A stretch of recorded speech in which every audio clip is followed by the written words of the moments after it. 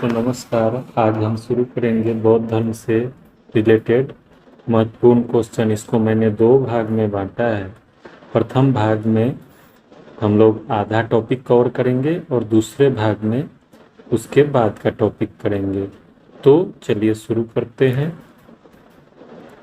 तो यहाँ देखिए, गौतम बुद्ध का जन्म कपिलवस्तु गौतम बुद्ध का जन्म कपिलवस्तु में हुआ था। तो कपिलवस्तु में कहाँ पे हुआ था? लुम्बिनी नामक जगह में 563 ईसा पूर्व में हुआ था। उनके पिता का नाम शुद्धोधन था, जो कि शाक्यगण के प्रधान थे, तथा माता का नाम माया देवी अथवा महामाया को, जो कि कोलीय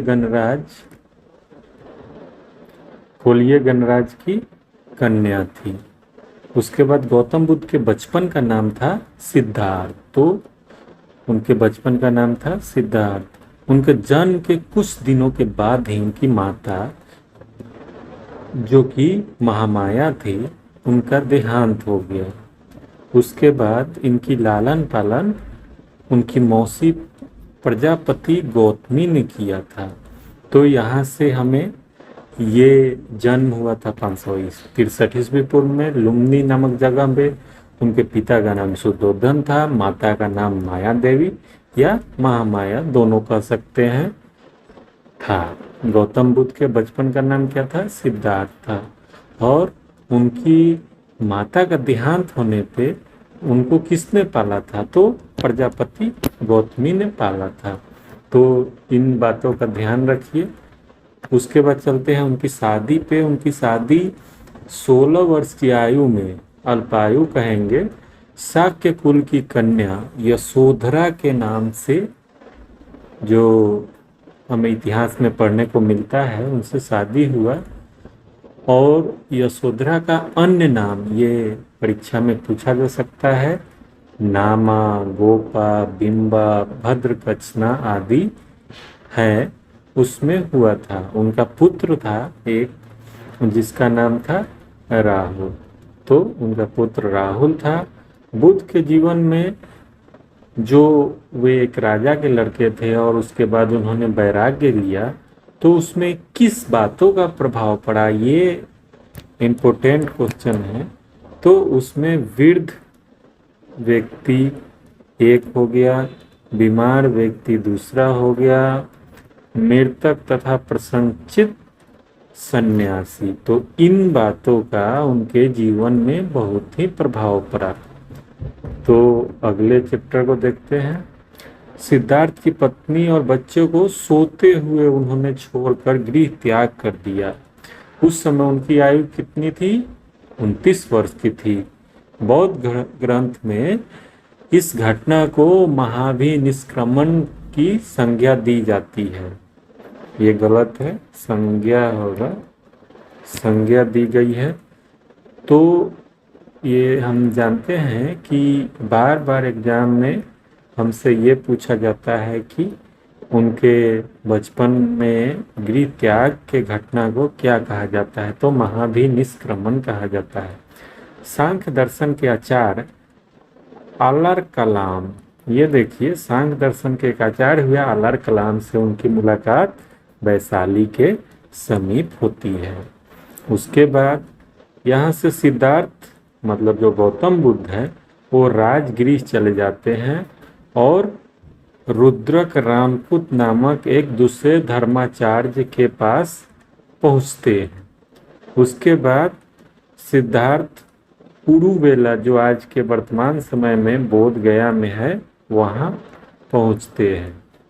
उसके बाद 6 वर्षों की कठिन, मतलब 6 वर्षों तक उन्होंने कठिन तपस्या की। उसके बाद 35 वर्ष की आयु में वैशाख पूर्णिमा की रात्रि को एक पीपल के वृक्ष के नीचे गौतम बुद्ध को ज्ञान प्राप्त हुआ। ज्ञान प्राप्ति के बाद ही उनका नाम बुद्ध हुआ। तो ये ध्यान रखें। इसीलिए जैन धर्म में पीपल के वृक्ष, बौद्ध धर्म में पीपल के वृक्ष को बहुत महत्व दिया जाता है। बुद्ध का एक और नाम तथागत भी हुआ, जिसका अर्थ है सत्य है ज्ञान जिसका। इनका जन्म चूंकि शाक्य कुल में हुआ था, इस कारण से इन्हें शाक्य मुनि भी कहा जाता है। ज्ञान प्राप्ति के पश्चात गौतम बुद्ध ने अपने मत का प्रचार प्रारंभ किया। उड़ूबेला जो बोध गया के पास है, वहाँ से वो निकलकर वर्तमान में जो सारनाथ है, वहाँ पे ऋषि पतन नामक स्थान बनारस के पास है, वहाँ पहुँचे। उन्होंने 5 ब्राह्मण सन्यासियों को अपना प्रथम उपदेश दिया। इस प्रथम उपदेश को धर्म चक्र परिवर्तन कहा जाता है। तो एग्जाम में ये एग्जाम की दृष्टि से बहुत महत्वपूर्ण है। अब बुद्ध के जीवन के संबंधित बौद्ध धर्म का प्रतीक क्या है? ये देखिए, घटना है, ये प्रतीक है। तो इससे क्या है, जन्म का किससे रिलेट किया गया है? कमल और सांड, गृह त्याग, घोड़ा, ज्ञान की प्राप्ति, बोधि वृक्ष, निर्वाण, पद चिन्ह। तो इसको ध्यान में रखे, ये परीक्षा में आ सकता है।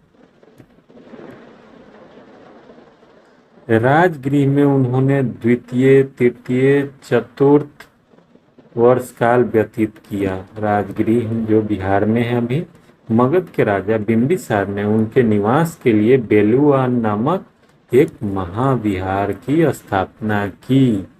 राजगृह से चलकर बुद्ध कहाँ पहुँचते हैं? वैशाली, लिच्छवी गणराज्य की राजधानी वैशाली पहुँचते हैं और वहाँ पे 5वां वर्ष काल व्यतीत करते हैं। लिच्छवी ने उनके निवास के लिए महावन में प्रसिद्ध कुटाग्रशाला का निर्माण करवाया था। तो ये ध्यान में रखे, कुटाग्रशाला का निर्माण किसने करवाया? तो लिच्छवियों ने करवाया। उसके बाद फिर वैशाली की प्रथम नगर वधु कौन थी? आम्रपाली। वैशाली की प्रथम नगर वधु कौन थी? तो आम्रपाली थी। तो आम्रपाली ने क्या किया? उनके लिए अपनी आम्र वाटिका भिक्षुओं को रहने के लिए प्रदान की, भेंट किया।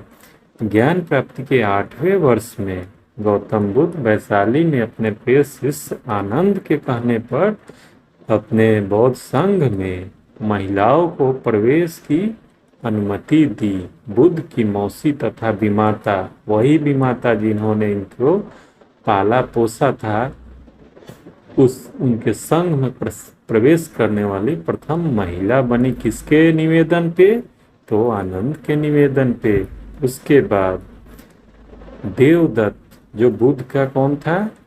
चचेरा भाई था।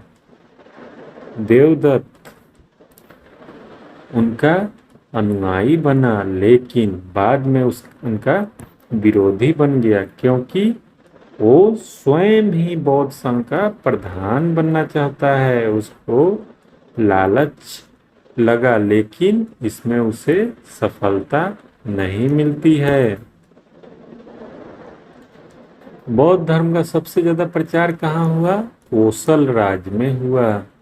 यहाँ उन्होंने 21 वर्ष तक अपना समय व्यतीत किया। कोसल राज्य के अनाथ पिंडक नामक एक धनी व्यापारी ने उनकी शिष्यता ग्रहण की तथा उसके लिए क्या प्रदान किया? जेतवन विहार प्रदान किया। भरहूत से प्राप्त एक शिल्प में इस दान का उल्लेख है। और कौशल नरेश प्रसेनजीत ने भी अपने परिवार के साथ बुद्ध की शिष्यता ग्रहण की तथा संघ के लिए पुब्बाराम, जिसे पूर्वाराम भी कहा जाता है, उसको एक विहार बनाया। तो ये विहार जितने हैं, इन्हीं से विहार बना है। आज बिहार के का नाम है, इन्हीं विहारों के कारण बना है। तो इसे ध्यान में रखें। उसके बाद बुद्ध जो जन्म लिया है इस पृथ्वी पे, उनका जाना इस संसार से तय है। तो अपना जीवन का अंतिम वर्षा ऋतु कहाँ पे व्यतीत किया? वैशाली में, बिहार में जो है वैशाली, वहाँ पे व्यतीत किया। और अपने मत का प्रचार करते हुए वे मल्लों की राजधानी कहाँ पहुंचे? पावा पहुंचे, जहाँ पे चुंद नामक एक लोहार के आम्रवाटिका में ठहरे। उसके बाद चुंद ने भगवान बुद्ध को सुकर मद खाने के लिए दिया, जिसके कारण उन्हें रक्तातिसार हो गया। और उसके बाद वे वहाँ से कुशीनारा, जो अभी आज के डेट में कुशीनगर है, वहाँ पे चले और यहाँ पे उन्होंने सुभद्र अपने शिष्य को अपना अंतिम उपदेश दिया। तो ये भी पूछा जा सकता है कि अपना अंतिम उपदेश उन्होंने किसको दिया? तो सुभद्र को दिया। और कुशीनारा जो मल्ल गणराज्य की राजधानी थी, 483 ईस्वी पूर्व में 80 वर्ष की अवस्था में उन्होंने अपना शरीर त्याग दिया। इस घटना को बौद्ध धर्म ग्रंथों में किसकी संज्ञा दी गई है? महापरिनिर्वाण। तो इसे ध्यान रखें।